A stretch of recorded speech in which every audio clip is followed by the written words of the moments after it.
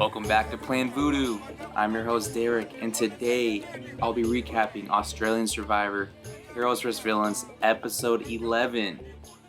I'll be giving my 5 favorite moments of the episode. Let's get straight to it. At number 5. My number 5 favorite moment of the episode was seeing Sam kind of change his game. He's evolving. So far, to this point, I've said he's played poorly.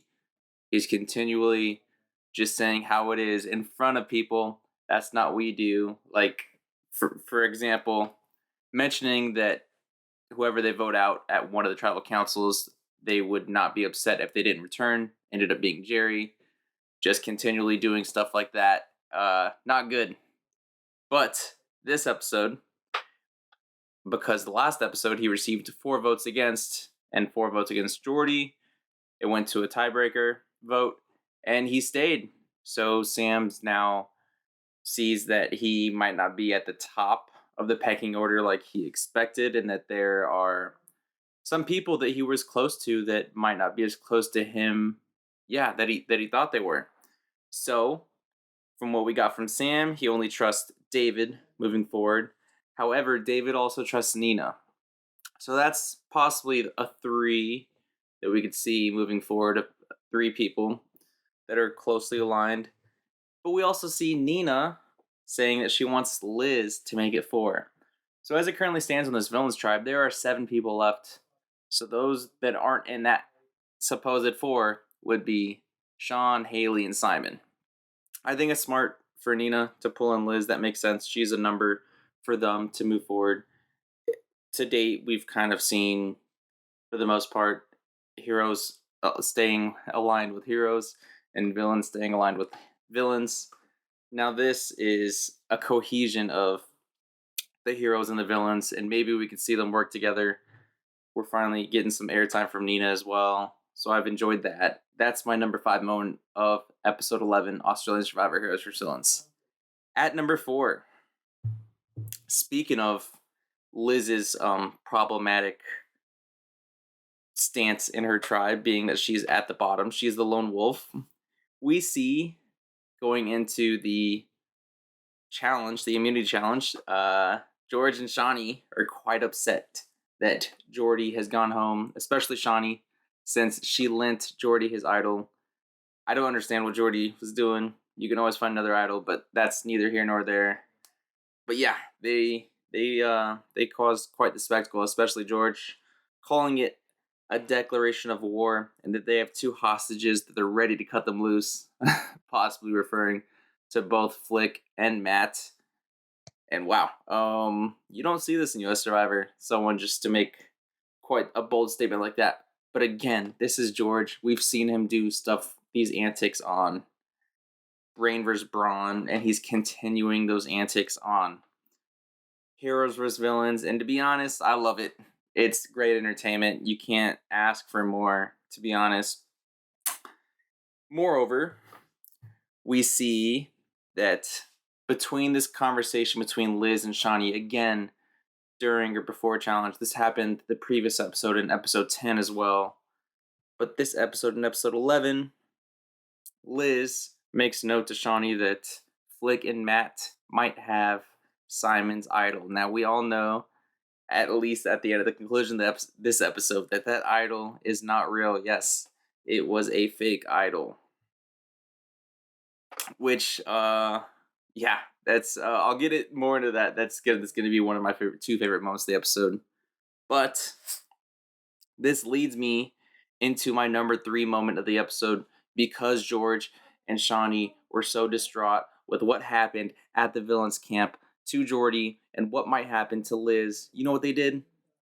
They threw the challenge. Yes, they threw the challenge. Now, this challenge was not hard to throw, considering the villains tribe has all the strength on their side compared to the heroes tribe.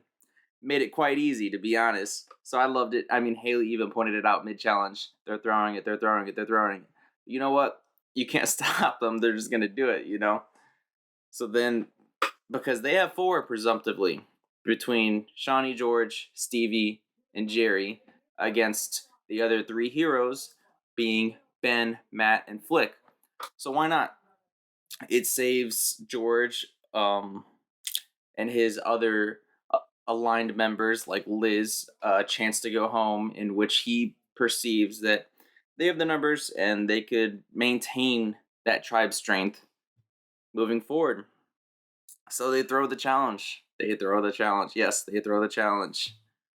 Which leads me into my number 2 moment of the episode, in which it features Stevie. Yes, Stevie was the swing vote this episode. He was it was his destiny to be the swing vote, as Simon or others would say. Maybe a triangle across their chest made with their hands. Yeah. Seemed like Stevie could have gone either way with this one. He did want George out from what it seemed like. I don't know why he ended up staying with George and going with him. Didn't really get that within the edit. Seemed like he was going to flip for sure. And even along the way, they was 4v3. I've mentioned that a few times now. So George had to keep mentioning to Stevie, we have to vote as a strong 4. We cannot split the vote. We cannot split the vote. And Stevie kept throwing out ideas like, what if we do a 3v1 vote? It doesn't matter. It's the same outcome. What if we do a 3v2 vote? Well, Stevie, we don't have a 5th member. As Shawnee pointed out, what are we going to do? Bring in a crab as the 5th Alliance member? She said in a confessional. Yeah, I could tell that from that edit that Stevie was really weighing heavy on what to do for this episode. I think this kind of preludes what might be to come from him. I do see him flipping on George. When does that happen? Does George see it out before it happens and make a counter move? We saw George try to do that in this episode, which leads me into my number 1 moment of episode 11, Australian Survivor Heroes vs. Villains. Number 1 moment was George essentially airing out to everyone that Flick has Simon's idol. Yes, the fake idol that he found in the cookie jar. So George says that aloud in front of the heroes camp, kind of just puts Flick in a precarious situation. She doesn't reveal the idol, or show it, I should say, to anyone other than Matt, which in hindsight could have benefited her if she showed it to Ben, because we all know Ben had found the similar fake idol a few episodes prior, in which he went on to find the real idol. Could have warned her that it's not real, and maybe they could have leveraged it into a better position to ensure that none of the 3 of them go home. However, George creates a proposition knowing that Stevie could flip, tells Flick, hey, I could make sure that you survive this vote if we come to a compromise about said idol. And his proposition at tribal council is to throw said idol in the fire. I get it. You don't really want to do that, because in turn, they could just vote you out after throwing the idol in the fire.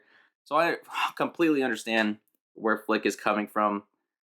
And what happens is she plays the idol for Matt. Yes, not even for herself. And it turns out Jonathan reveals that it is not a legit hidden immunity idol.